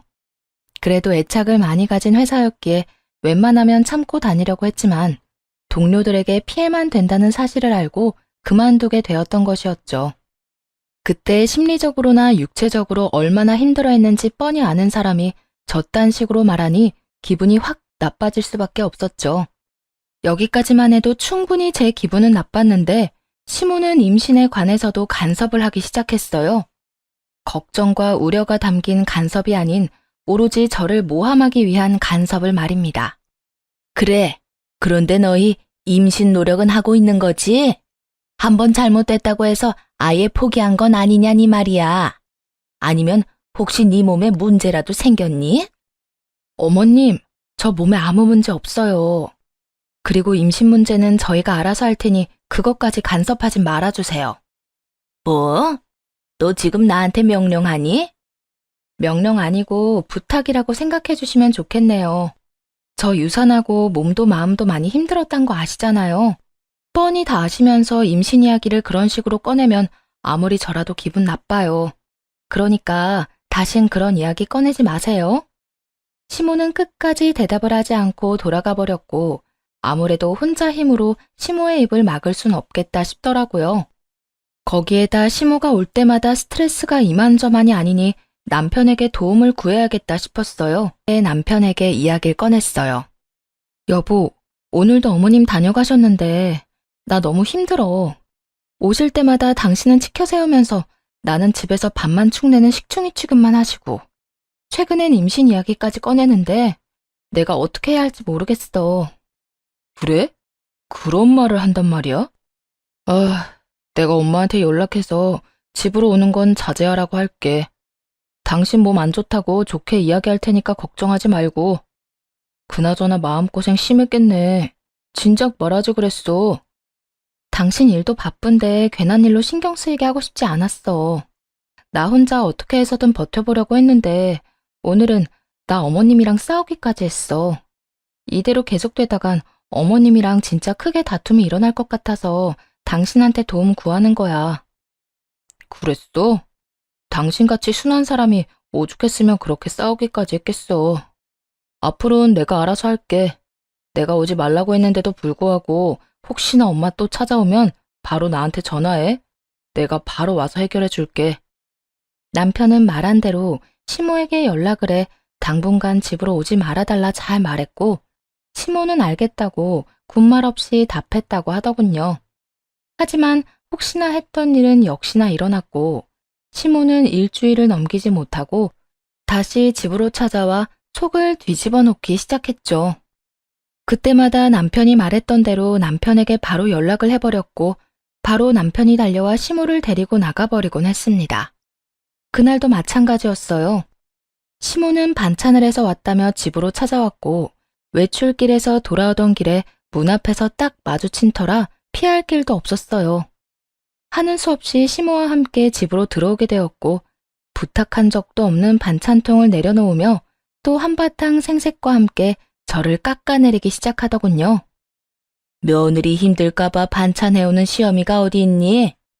넌 정말 남편 복에 시어머니 복에 아주 복이란 복은 다 타고났구나. 다른 집 이야기 들어보면 며느리가 임신도 못하고 돈도 못 벌면서 아들 돈만 갉아먹으면 그렇게 시집살이를 시킨다고 하던데 우리 집은 시집살이가 뭐니? 오히려 내가 며느리 눈치 보고 사는데 너도 그렇게 생각하지 않니? 그런데 넌 집에서 살림을 하는 거니 마는 거니? 어떻게 된 집에 먹을 게 하나도 없어? 식탁 위에 방금 장 보고 온 것을 자신 때문에 정리도 못하고 있는데 그건 알지도 못하는 건지 살림 잔소리까지 해대더군요.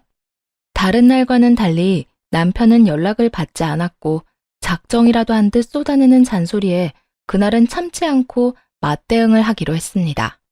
어머님, 집에 들어올 때 저 장 봐온 거 보셨잖아요. 그리고 반찬 안 해오셔도 돼요. 저번부터 저희는 반찬 괜찮다고 말씀드렸잖아요. 임신 이야기도 그래요. 그 이야기는 꺼내지 말라고 여러 번 부탁을 했는데 왜 매번 임신 타령을 하시는 거예요?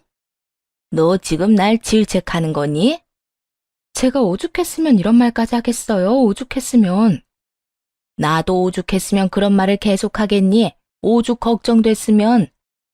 내가 너 미워서 그런 말 계속하는 거라고 생각하는 거면 그건 네 오해다. 난 정말 네가 걱정되어서 그런 거야. 그리고 내 말 중에 틀린 말도 없지 않니? 너 집에서 내 아들 돈으로 먹고 노는 것도 사실이고 그까짓 유산 한 번 했다고 임신도 못하고 있는 것도 사실이지 않니? 진짜 걱정되면 말을 그렇게 하는 게 아니죠. 그리고 제가 이런 말까지 하진 않으려고 했는데 제가 남편 돈으로 먹고 노는 게 아니라 남편이 저희 아빠 돈으로 돈을 벌어오는 거죠. 그리고 제가 마냥 집에서 먹고 놀기만 하나요? 집에서 살림하시는 분이 어떻게 그렇게 말하세요? 살림도 엄연히 일이라고요. 웬만하면 아빠 이야기까진 꺼내고 싶지 않았습니다. 저희가 잘 먹고 잘 살라고 준 도움을 이런 식으로 꺼내들어 생색 같은 걸 내고 싶진 않았으니까요. 그런데 시모가 저딴 식으로 나오니 도저히 말하지 않곤 안 되겠더라고요. 시모가 저딴 식으로 저를 깎아내리는데 저 역시 시모가 제일 싫어하는 말로 시모의 자격지심을 건드릴 수밖에요. 그렇게 해서라도 말로 받는 상처가 얼마나 크게 다가오는지 알려주고 싶었어요. 예상대로 시모는 제 말에 타격을 입긴 했는지 흥분하며 화를 내더라고요. 너 말 참 이상하게 한다. 그까짓 돈 얼마나 도와줬다고 말을 그렇게 하니? 막말로 내 아들 능력이 안 좋았으면 그 사업을 유지나 할 수 있었을 것 같아? 그리고 살림도 일이야? 그냥 설렁설렁 쉬면서 하면 되는 건데 그게 무슨 일이니? 봐요. 어머님도 기분 나쁘시죠? 저요. 한 번도 남편이 능력도 없으면서 저희 아빠 돈으로 호의호식하면서 산다고 생각한 적 없어요. 그런데 제가 방금 그런 식으로 말하니까 어머님도 기분이 확 상하시잖아요. 어머님이 매번 찾아와서 이런저런 말할 때마다 제 기분이 그래요. 어머님 말만 들으면 꼭 제가 쓸모없는 사람이 된 것 같아 정말 기분 나쁘다고요. 한 방 먹은 시모는 제 심정이 조금이라도 이해가 된 것인지 다른 말은 하지 않고 또 제가 걱정되어 그렇게 했단 말로 그 상황을 모면해보려 애쓰더군요. 그건 내가 말했잖니. 그건 다 네가 걱정되어서 그랬다고. 정말 제 걱정이 된다면 그냥 말하지 마세요. 아니, 찾아오질 마세요. 어머님 올 때마다 저는 상처만 받는다고요. 시모와 저의 언성은 점점 더 높아져 갔고 싸움은 절정으로 치닫고 있었습니다. 너 지금 그걸 말이라고 하는 거야? 아무리 기분이 나쁘다고 해도 찾아오지 말란 말을 할 수가 있어. 건방지게. 건방지다고 생각하든 말든 상관없으니까 앞으론 이렇게 얼굴 붉힐 일 없도록 다신 찾아오지 마세요. 그렇게 시모를 내쫓아버렸어요. 그날 저녁 제가 시모에게 그렇게까지 한 것을 전해 들었는지 남편이 먼저 말을 꺼내오더라고요. 오늘 엄마 또 찾아왔다면서 미안해. 내가 바빠서 연락을 못 받았네. 다 들었지? 오늘 좀 말이 심하게 오갔어. 어머님이 워낙 심하게 말하니까 나도 못 참겠더라고. 거기에다 언제까지 당신이 해결해 줄 수도 없겠다 싶기도 했고. 어머님 뭐라셔? 뭐라긴 뭐래. 그냥 울지 뭐. 당신이 내쫓았다면서. 당신 마음 이해 안 되는 건 아니었는데 조금 섭섭하긴 하더라. 아무래도 나한텐 엄마잖아. 아, 그래도 오해는 하지 마. 그렇다고 해서 엄마 편을 들겠다는 뜻은 아니니까. 그냥 마음이 조금 그랬던 건 사실이다. 이 뜻이야. 난 당신이 어쩌다 그렇게까지 한지도 잘 아니까 당신한테 불만이 있진 않아. 어쨌든 오늘 엄마 일은 내가 대신 사과할게. 미안해. 남편은 섭섭한 기색을 내비치면서도 제 심정을 이해한다며 달래주더라고요. 그런 남편을 보며 제가 조금 심했나 하는 생각도 하긴 했지만 말했다시피 더는 그렇게는 살 수 없었기에 후회는 하지 않기로 했죠. 시모와의 첫 다툼을 하고 난 후 예민하게 생각하는 것인지는 몰라도 남편과 연락이 잘 되지 않고 조금씩 퇴근 시간이 늦어지더라고요. 연락에 대해 중요하게 여기는 사람이라 전화 하나만큼은 잘 받는 사람인데 나갔다 하면 연락이 잘 되지 않더라고요. 점심시간조차도 말이죠. 그런 날들이 많아질수록 느낌이 좀 싸하더군요. 여보, 요즘 왜 이렇게 연락이 안 돼? 점점 늦어지는 것도 그렇고 회사에 무슨 일 있어? 그냥 큰일은 없는데 그냥 바쁘네. 왜? 회사 일이 그렇잖아. 아무것도 아닌 일인데 해야 할 건 많고.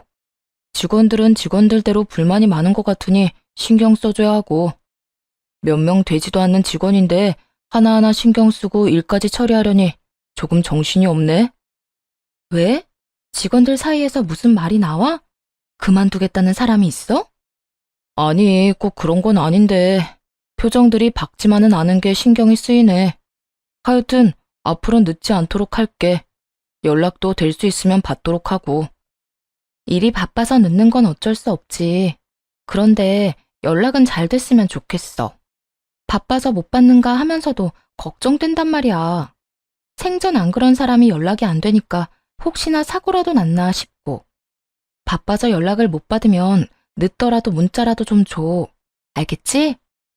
알겠어. 그렇게 그간 신경 쓰였던 부분에 관한 문제는 일단락이 되었어요. 그러던 어느 날 같이 점심이나 먹을까 하는 마음에 연락했더니 또 연락을 받지 않더라고요. 마침 회사 근처이기도 해 회사로 찾아갔더니 남편뿐만 아니라 직원들도 식사를 하러 간 것인지 아무도 없더라고요. 온 김에 남편의 얼굴이라도 볼까 싶어 사장실에 앉아 남편을 기다리기 시작했고 40분쯤 지나자 남편이 들어오더군요. 저도 안면이 있는 여직원과 함께 말이에요. 두 사람은 사장실에 앉아있는 저를 발견했고 남편은 빠르게 다가와서는 묻지도 않은 일들을 설명하기 시작했어요. 여보, 언제 왔어? 연락하지 그랬어. 지연 씨 임신했다고 해서 축하도 할 겸 나가서 고기 좀 사주고 왔어. 오래 기다렸어? 남편은 제 손을 붙잡고 눈치를 살피느라 바빴고 여직원은 그 뒤에 서서 가만히 저를 보고 서 있더라고요. 아무런 표정도 없이 말이에요. 연락해도 안 받던데 뭐. 근처까지 온 김에 밥이나 같이 먹으려고 했더니 그나저나 지연 씨 임신 축하해요. 입덧은 안 해요? 들어보니까 입덧 때문에 고생하는 사람들도 많던데 여러모로 힘들겠어요. 남편의 행동이 조금은 이상하긴 했지만 미혼인 여직원의 임신 소식에 온 정신이 여직원에게 집중이 되었어요. 살짝 당황스러운 마음도 없지 않아 말 그대로 입에서 나오는 대로 축하 말을 전하게 되었고 여직원은 제 인사에 살짝 미소를 보이며 대답하더라고요. 입덧은 아직 없는데 잘 모르겠어요. 아직 워낙 초기라서. 힘든 것도 아직까진 별로 없는 것 같긴 해요. 사실 요즘은 몸보단 마음이 조금 힘들긴 하네요. 사정이 좀 있어서요. 그 힘든 사정이야 묻지 않아도 뻔하기에 굳이 묻지 않았어요. 그저 불편한 상황을 빨리 벗어나고 싶더라고요. 아, 그래요? 어쨌든 사장님한테 임신 보너스 좀 달라고 하세요. 그걸로 맛있는 거 많이 사 먹고 꼭 순산하세요. 감사해요. 사장님이 이미 많은 걸 주셔서 보너스까지 바라면 너무 염치 없을 것 같은데. 사장님, 저 보너스까지 주실 건가요? 농담이에요. 농담이라며 웃는 여직원과 저만 보고 있는 남편. 지금 생각해보면 여직원의 말도 남편의 행동도 의심스러운 것 투성인데 그땐 왜 몰랐는지 모르겠네요. 그저 남편이 워낙 다정한 사람이니 어련히 잘 챙겼나 보다 했는데 남편은 정말 여직원의 말대로 여러모로 많은 걸 주고 잘 대해주고 있었더군요. 하여튼 그날 남편은 일을 빨리 마무리하고 저와 함께 집으로 돌아왔고 그제야 여직원에 관해 궁금했던 걸 물었어요. 여보, 지연 씨 결혼 아직이지 않아? 내가 잘못 알고 있는 건가? 맞아. 결혼은 아직. 혼전 임신이야. 그렇구나. 나 아까 당황한 티 많이 났어? 순간적으로 좀 당황해서 너무 아무 말이나 했나 싶기도 해서. 혹시나 티 났으면 좀 실례되는 건 아닌가 싶어서. 아니야. 그런 티 하나도 안 났어. 그런데 왜 그렇게 지연 씨를 신경 쓰는 거야? 그냥 내가 유산 경험이 있어서 그런지 임신했다고 하면 신경이 좀 쓰이네. 아, 질투하고 이런 게 아니라 일하면서 너무 힘들어하면 어쩌지? 무리하면 안 될 텐데 하는 생각이 들어서. 그래서 그렇지. 그나저나 아기 아빠는 누구인지 알아? 남자친구가 있었어? 나도 자세한 건 몰라. 그냥 결혼 이야기는 없었는데 임신했다고 하니까 안쓰러워서 고기나 사주러 갔던 거야. 아, 그래? 하여튼 여러모로 마음고생하겠네. 당신이 좀 잘해줘. 남편은 자신은 아무것도 모른다고 하며 선을 딱 그어버리더라고요. 더는 여직원에 대해 말하고 싶지 않아 하는 것 같아 저도 말을 꺼내지 않았고요. 그런데 회사를 다녀오고 난 후 왜인지 모르게 아이 아빠가 누구인지 가끔 궁금해지더군요. 남의 일엔 크게 관심 가지지 않는 저인데 왜 이따금 궁금했는지 그 이유가 밝혀지는 데엔 그리 오랜 시간이 걸리지 않았어요. 평소와도 같은 날이었어요. 아침에 남편을 보내고 간단히 아침을 해결한 후 집안 대청소를 한 날이었죠. 마지막 환기를 시키며 커피 한 잔을 먹고 있는데 집으로 여직원이 찾아왔더라고요. 직원 혼자 사장 집에 찾아오는 일이 극히 드문 일이었기에 의아한 마음으로 문을 열어주었어요. 여직원은 한마디 인사도 없이 집으로 들어오더니 다짜고짜 이렇게 말하더군요. 사모님, 사장님과 이혼해주세요. 딱 이렇게 말입니다. 처음엔 꿈이라도 꾸는 건가 아니면 임신한 여자가 술을 많이 마신 건가? 별의별 생각을 다 했던 것 같아요. 그렇지 않겠어요? 다짜고짜 찾아와서 한다는 말이 내 남편과 이혼해달라고 하니까요. 얼마나 그 상황이 당황스러웠으면 말까지 다 더듬거리며 나오더라고요. 네? 지연 씨, 그게 갑자기 무슨 말... 이혼이라뇨? 저 임신했다는 건 그때 들으셨죠? 이 뱃속의 아기 아빠, 사실은 사장님이에요. 그러니까 사장님이랑 이혼 좀 해주세요. 그보다 본론만 말할 수도 없을 텐데요. 직설적인 그 말이 이해되지 않아 멍하니 서 있었어요. 못 알아들은 단어가 하나 없는데도 불구하고 충격이 너무 크니 뇌에서 이해를 거부하는 느낌이 들더라고요. 똑딱거리는 시계 초침 소리가 들릴 만큼의 무거운 침묵이 흐르고 가까스로 정신을 차려 여직원이자 상간녀에게 되물었어요. 그러니까 그 아기가 내 남편의 아기다. 이 말 맞죠?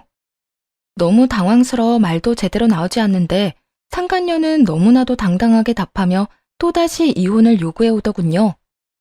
네, 제대로 들은 거 맞아요. 그러니까 제발 이혼 좀 해주세요. 전 제 아기 아빠 없는 애로 키우고 싶진 않아요. 사장님, 사모님 말고 저 사랑해요. 저하고 만난 것도 꽤 오래됐고 저한테는 사모님이랑 이혼하고 저랑 살 거라고 여러 번 말했었다고요. 오래됐다고요? 얼마나 만났는데요? 1년은 훨씬 넘었어요. 사장님이 먼저 저 좋다고 쫓아다녔고 저도 사장님 사랑하게 되었고요. 아니 그게 유부남인 거 알았잖아요. 나랑 그렇게 웃으면서 인사도 하고 대화도 나눠놓고 어떻게 그런 짓을 할 수가 있어요? 솔직히 나 아직 믿기지가 않아요. 지연 씨, 지금 하는 말 다 사실인가요? 네, 다 사실이에요. 사모님한테 죄송하긴 한데 이미 되돌릴 수 없는 상황이 되어버린 걸 어쩌겠어요. 그러니까 사모님이 물러나 주세요. 그리고 혹시나 사모님이 증거 보여달라고 하면 보여드리려고 준비했어요. 이렇게 말한 상간녀는 남편과 찍은 사진과 함께 남편과 나눈 대화까지 다 보여주더군요. 한눈에 보기 좋게 사진도 잘 정리되어 있었고 대화도 차곡차곡 잘도 모아줬더군요. 떨리는 손으로 휴대전화를 건네받아 그것들을 보는데 정말 억장이 다 무너져 내리더군요. 특히나 남편과 나눈 대화는 정말이지 가관이었어요. 자기야, 자기 진짜 이혼할 거지? 나 계속 이렇게 외롭게 살게 할 건 아니지. 이혼하고 나랑 아기랑 살 거지? 당연하지. 그러니까 지연이 너는 다른 걱정하지 말고 네 몸만 걱정해. 이혼은 내가 적당한 때를 보고 집사람한테 말할 테니까. 요즘 자기 보면 이혼할 생각이 있는 사람인지도 모르겠어. 이혼할 사람이 전화 한 통에 다 제쳐놓고 가버리는 게 말이나 돼? 그건 그럴 만한 이유가 있다고 했잖아. 그리고 너 임신하고 나선 내가 집사람 전화 받고 간 적 있어? 요즘엔 아예 전화도 안 받는 거 잘 알잖아. 지연아, 이혼해도 다 과정이 있는 거야. 되도록 조용히 이혼해야 좋은 거라고. 괜한 의심받게 되고 불미스러운 일 생기며 상황만 더 번거로워지고 돈은 돈대로 줘야 해. 위자료 그냥 주면 되잖아. 위자료가 아까워서 이혼 이야기를 못 꺼낸다는 게 말이나 돼? 내가 방금도 말했지. 여러 문제가 있어서 그렇다고. 다 내가 일이 되도록 하려고 이러는 거니까 넌 태교에나 힘써. 괜히 내가 집사람한테 미련이 남았느니 그런 말 하지도 말고 말이야. 너도 잘 알잖아. 나 집사람 안 사랑해. 10년이나 연애하고 3년이나 살았다. 그런 여자가 나한테 지금까지 여자일 것 같아? 그냥 같이 사는 사람이야. 마지못해 같이 사는 사람. 13년이면 정이나 의리 같은 게 있겠네. 자기, 똑바로 말해. 나야 아니면 자기 집사람이야? 그걸 말이라고 해? 난 당연히 우리 지연이지. 집사람하고 우리, 정, 그딴 것도 없어. 부부싸움 한 번 없이 사는 이유가 뭐겠어? 부부 사이가 너무 좋아서? 아니야. 그만큼 감정이 없다는 거야. 아무 감정도 없는데 싸울 일이 있겠어? 정말이지? 난 자기 말만 믿는다. 그래, 생각을 좀 해봐. 엄마한테 그딴 식으로 구는 여자를 어느 남자가 좋아하겠어? 내 돈으로 호의호식하면서 살면서 콧대는 얼마나 높은 줄 알아? 나 그 비위 맞추고 사는 거 아주 지긋지긋해 죽겠다고. 하루라도 빨리 이혼하고 싶은 사람은 나야, 나. 그러니까 그렇지 않아도 마음 급한 사람 그만 좀 닥달해.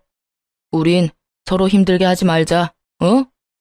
제 앞에선 둘도 없는 제 편이었던 사람이 뒤에선 시무와 별반 다르지 않은 말을 하고 있었어요. 충격으로 다리에 힘이 풀려 주저앉고 싶은 것을 얼마나 참았는지 모릅니다. 되뇌고 또 되뇌며 대화 내용을 보고 있는데 남편이 헐레벌떡 집으로 오더라고요.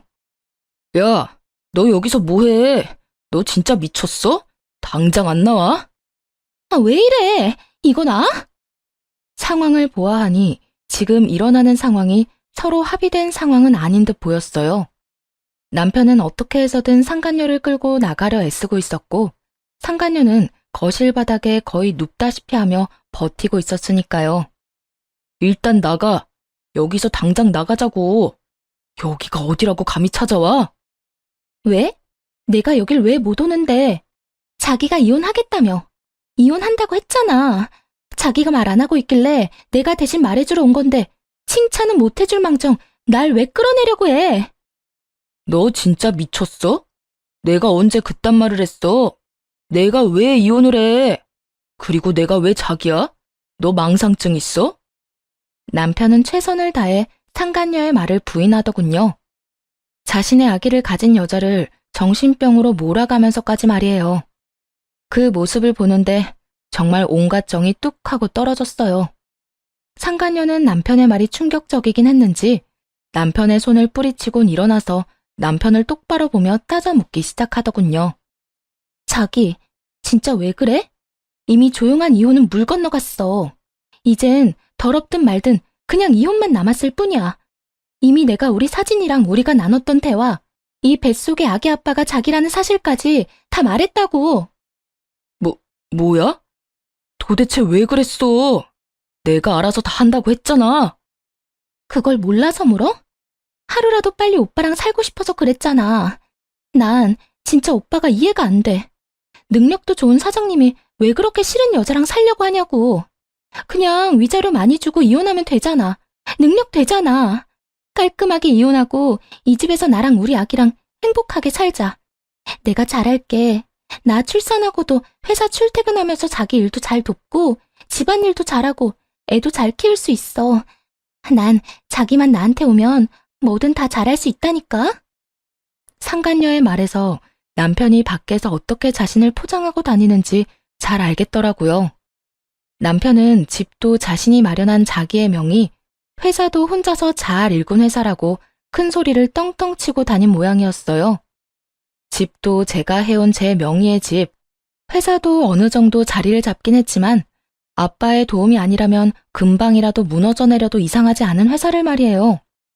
아무것도 모르는 상간녀는 남편의 말에 홀라당 넘어가서 불륜녀가 된 것도 모자라 임신까지 해버린 것이었어요. 상황이 어떻게 되었든 누가 누구를 속여 이런 거지 같은 상황이 되었든 저에겐 아무 상관도 없었지만요.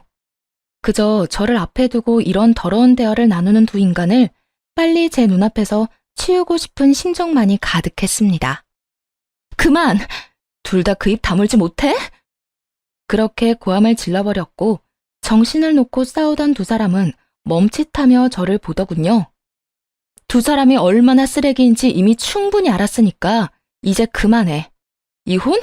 그래, 이혼해야지. 그까짓 이혼 얼마든지 해줄게.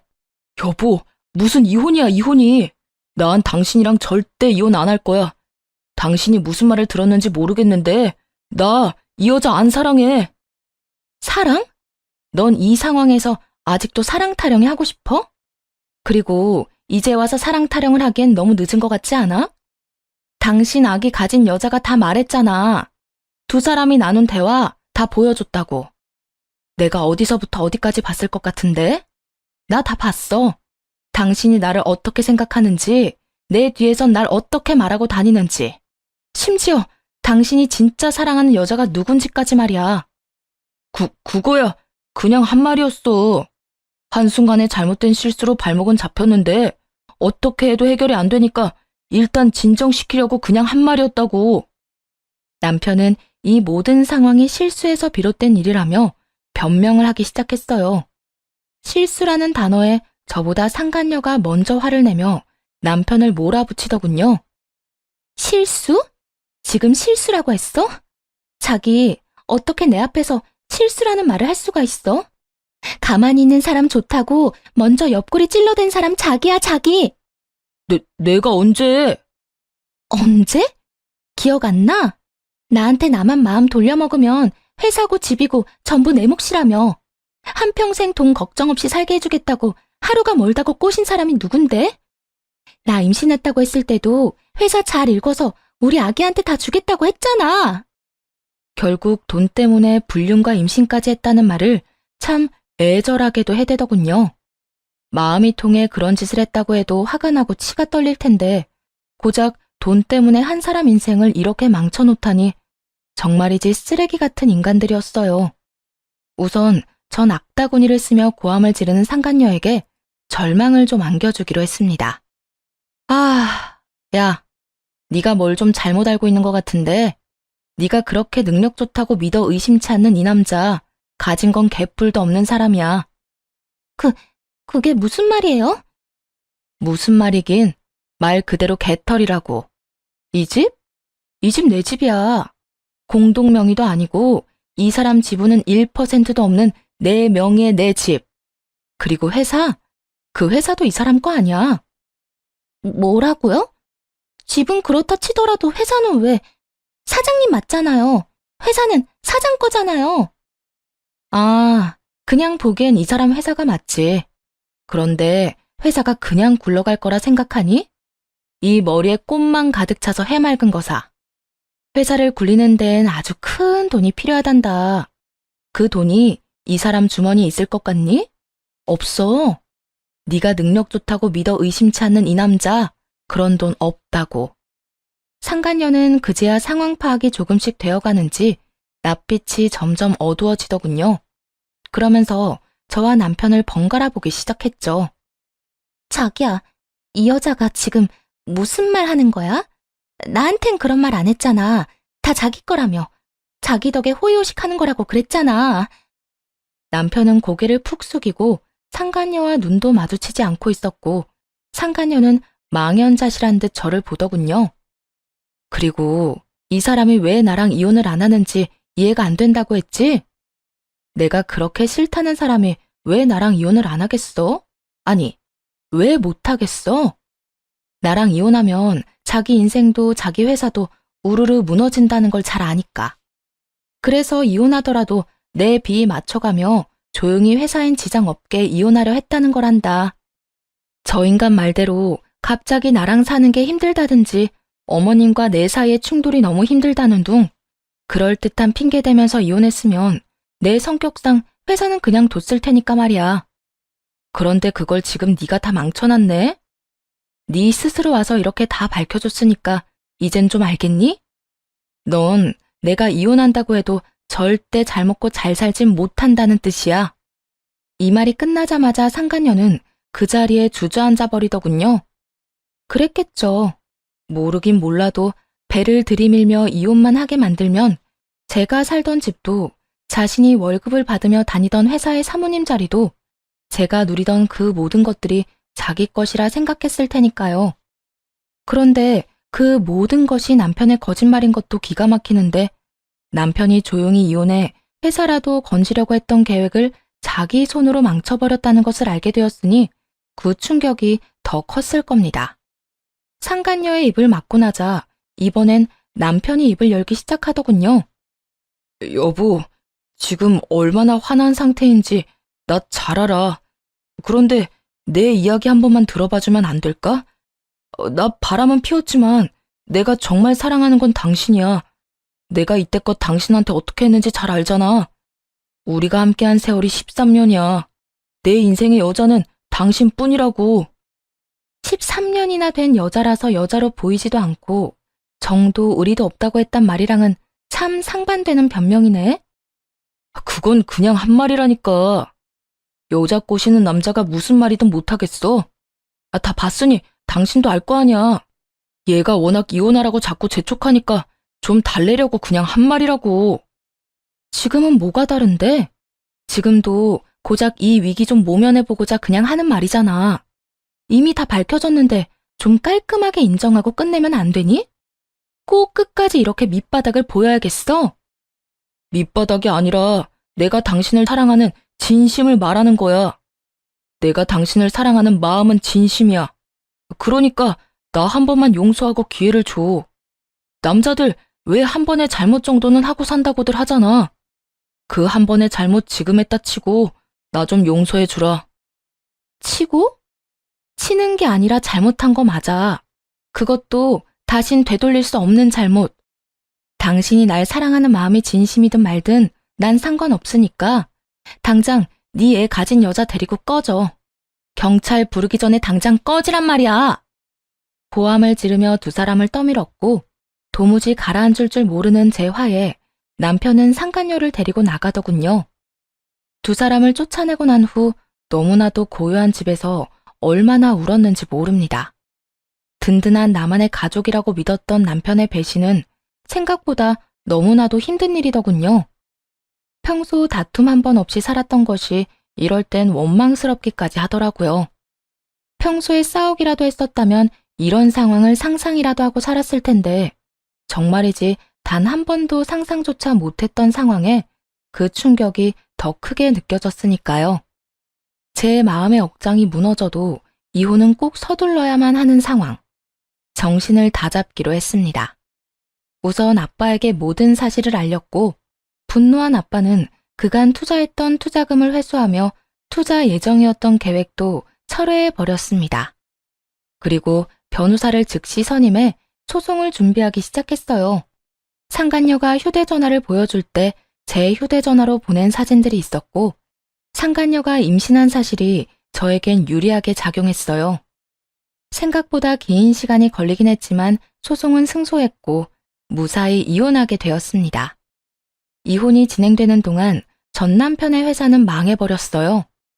몇 분 되진 않았지만 회사에 일하던 직원들은 원하는 사람들에 한해 저희 아빠 회사로 이직 처리가 되었고요. 회사를 정리하던 날 전 남편이 회사로 왔더라고요. 정말 마지막이라 생각했는지 더 간절하게 매달리기 시작하더군요. 여보, 진짜 다시 한 번만 생각해주면 안 될까? 나 진짜 당신 없이 못 살 것 같아서 그래. 아직도 포기를 못했어? 이제 그만 포기 좀 해. 난 당신한테 조금의 미련도 없어. 그렇게 냉정하게 굴지 말고. 우리 진짜 좋았잖아.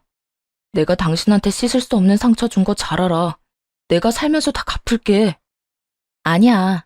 내 상처는 내가 알아서 할 테니까 넌 네 새끼나 잘 키우면서 살아. 그때 보니까 아주 천생연분이더라. 그렇게 잘 맞는 여자 만나는 것도 기적 같은 일이니까 나한테 와서 시간 낭비 그만하고 네 인생 살아 이제. 여보, 정말 끝까지 이럴 거야?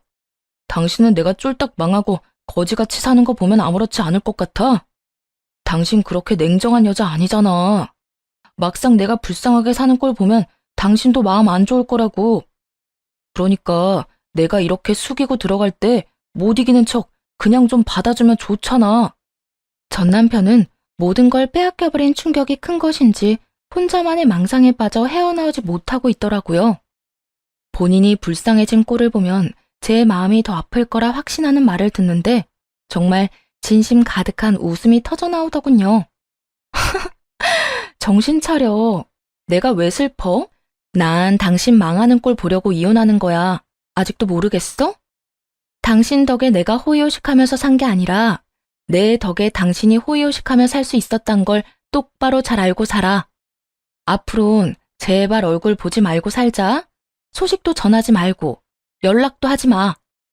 전 오락가락하는 전남편을 뿌리치고 돌아와 버렸어요. 그것이 전남편을 마지막으로 만난 날이었네요. 그렇게 이혼하고 전남편과의 연만 끊어내면 다 끝일 거라 생각했는데 그게 아니더라고요. 폐인이 되어버린 전남편을 제발 좀 살려달라고 애원하기 위해 이번에는 전 시모가 찾아왔으니까요. 매번 저를 볼 때마다 당당하던 모습은 온데간데 없이 사라지고 한없이 비굴한 모습으로 앞에 서 있는 전 시모의 모습을 보는데 안쓰럽기는커녕 꼴도 보기 싫더라고요. 아가, 이때껏 마음고생 정말 많았다. 내가 모든 사실을 알고 나서 그 모자란 놈 얼마나 혼내는 줄 모른다. 능력도 쥐뿔 없는 인간을 사람구실하게 만들어줬더니 뭐? 바람? 내가 기가 막혀서 정말. 내가 너한테 너무 미안해서 면목이 없구나. 아, 네. 그러면 이만 가보세요. 저는 그 가소로운 연기를 보고 싶지도 않아 문을 닫아버리려고 하니 시모가 다급히 문을 붙잡고 본론을 꺼내놓기 시작했어요. 아주 다급하게 말이에요. 아가, 그러지 말고 내 아들 한 번만 용서해주면 안 되겠니? 너랑 이혼하고 내 아들 지금 꼴이 말이 아니다. 그 멀쩡하던 애가 집에만 처박혀서 아무것도 안 하고 그냥 숨만 쉬고 살아.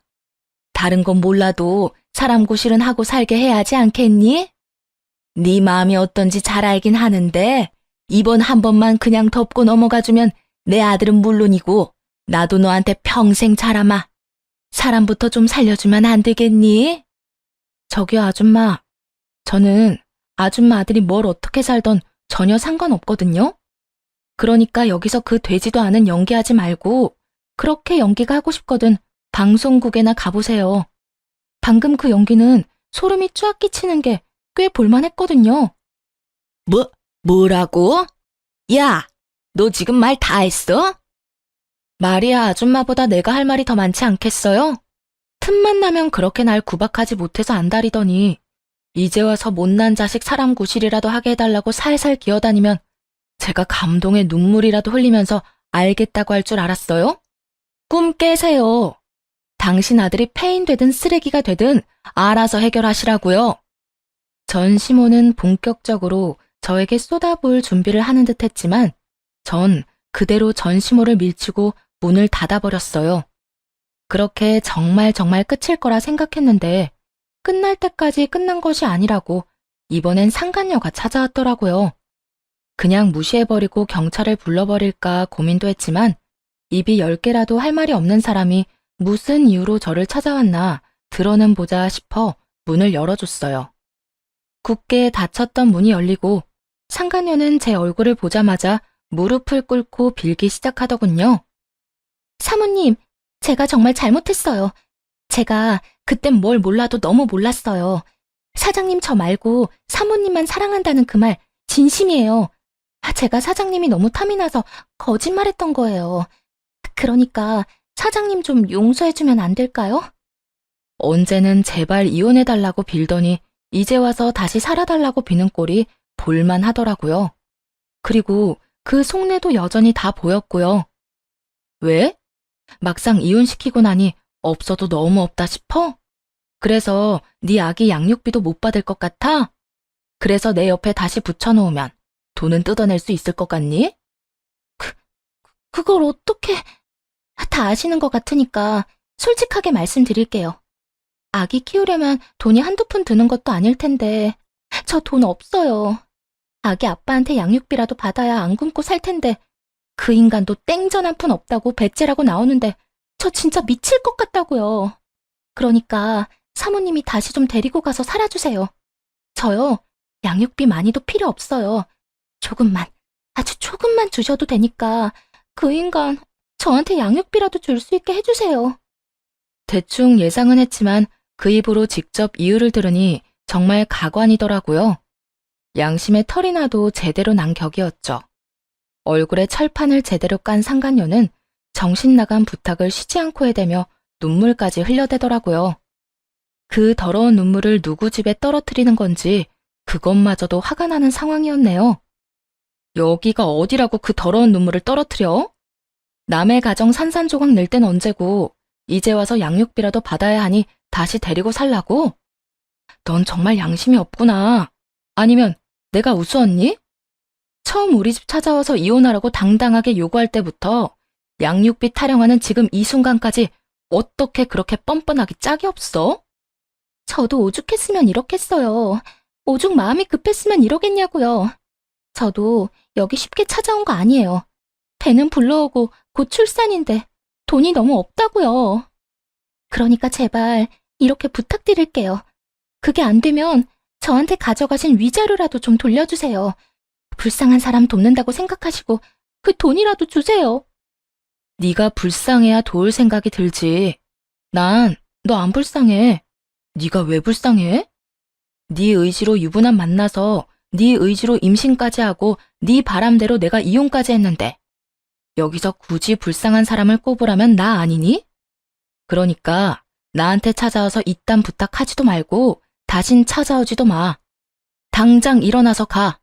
네 눈물 내 집 바닥에 떨어지는 꼴조차도 보기 싫으니까. 지금 안 나가면 나 경찰 부를 거니까 당장 나가. 부르려면 불러요. 어차피 이판사판이라고요. 전 돈 줄 때까지 절대 안 나갈 거예요. 정말 천생연분 아닌가요? 양육비 줄 의지도 없이 폐인처럼 사는 전 남편이나 자기 때문에 가정이 깨져버린 저에게 찾아와서 돈 타령이나 하는 상간녀나 정말 환상의 짝꿍이 다름없더군요. 상간녀는 끝까지 못 나간다며 드러누워버렸고 전 결국 경찰을 불러버렸어요. 만삭의 배로 질질 끌려나가는 상간녀를 보는데 불쌍하기는커녕 통쾌하더군요. 그렇게 저를 번갈아가며 한 번씩 괴롭힌 질긴 악연들을 다시 보는 일은 없었어요. 정말 끝이 난 것이었죠. 많은 일은 시간에 흘려보내고 8년이란 세월이 지났네요. 전 너무나도 잘 지내고 있습니다.